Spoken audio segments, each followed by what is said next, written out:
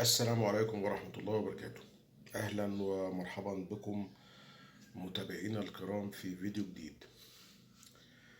في الوقت اللي الدولة بتبني فيه طرق وكباري وشبكة مواصلات على أعلى مستوى،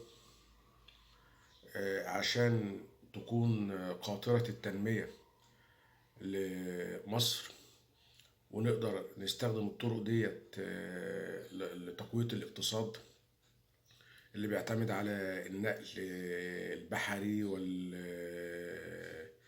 والبري والجوي. والدولة بتتعب وبتصرف المليارات، يجي أشخاص يهدوا كل ده في ثانية نتيجة أعمال طائشة، مش عارفين تؤدي إلى إيه بالظبط أو العواقب بتاعتها.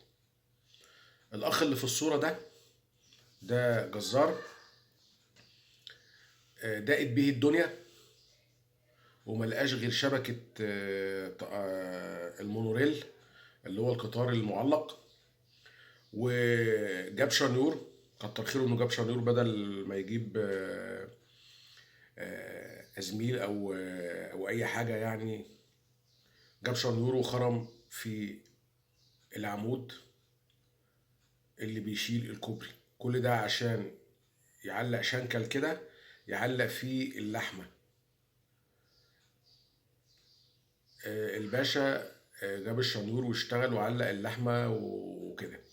الباشا بدل ما كنا مستنيين الدولة تقص شريط الافتتاح، الباشا سبق الدولة وقص شريط الهدم.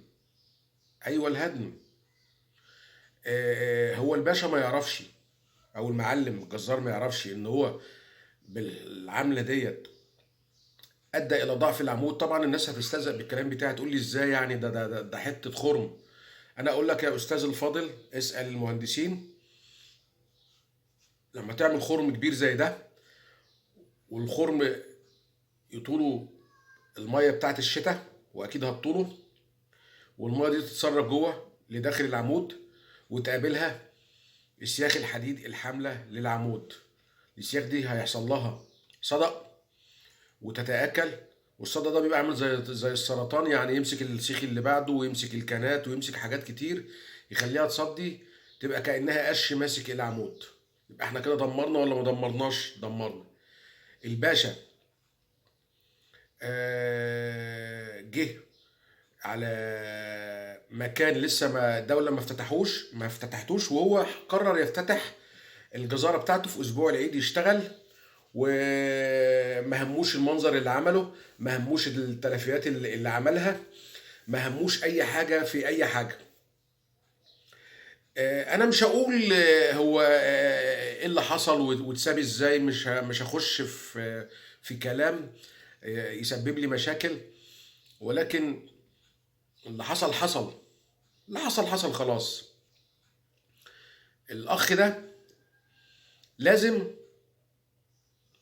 يتعمل له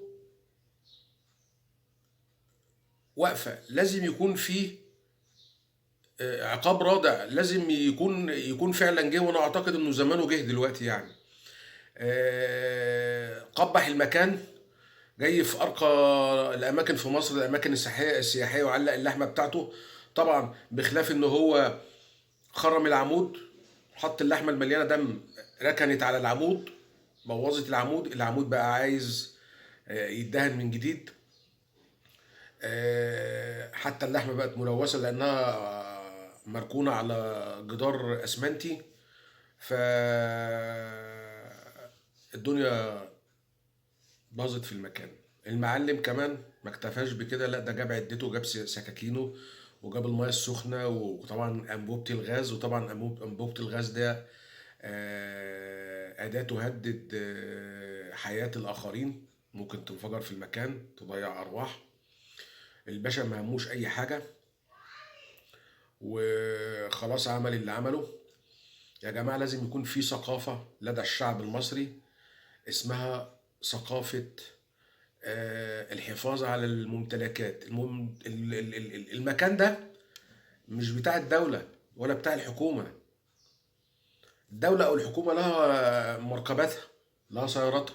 المكان ده بتاع الشعب، إذا الشعب هو اللي يحافظ عليه، مش حد تاني يحافظ عليه.